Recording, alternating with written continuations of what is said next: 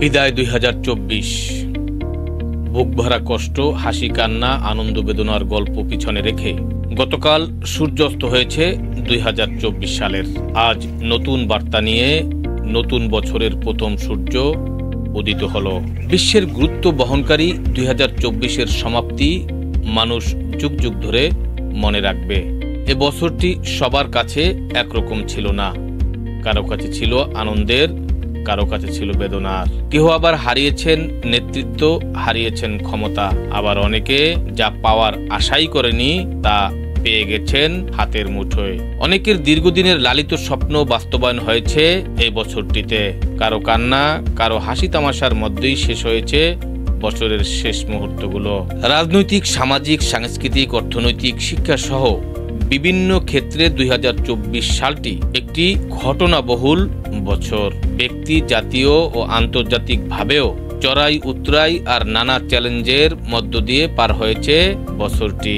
২০২৪ সালে কোঠা আন্দোলন, রাজপথে রক্তঝরা, মৃত্যু, রাজনৈতিক দলের বিপর্যয়, সফলতা, নতুন সরকার গঠন, মামলা হামলা, আগুন সন্ত্রাস, অগ্নিকাণ্ড, যুদ্ধ, ভয়ভীতি, পণ্যমূল্য বৃদ্ধি, একদিকে আনন্দ, অন্যদিকে চাপা কান্না, লুকোচুরি সহ নানা নাটকীয়তায় ভরপুর ছিল ২০২৪ সালটি।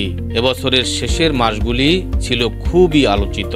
এরই মধ্যে সবচাইতে আলোচিত ছিল কোটা সংস্কার আন্দোলন, যা ২০২৪ সালের জুলাই আগস্টের আন্দোলন নামে পরিচিত। বিদায়ী বছরটি আন্তর্জাতিক ভাবেও ভালো কাটেনি। বিশ্বজুড়ে সারা বিশ্ব যুদ্ধ বিগ্রহ, উদ্বেগ, উৎকণ্ঠার মধ্য দিয়েই পার করেছে ২০২৪ সাল। এ বছরটিতে ইউক্রেন, রাশিয়া, ফিলিস্তিন, সিরিয়া, মায়ানমারের যুদ্ধের অবস্থা ছিল খুবই ভয়াবহ।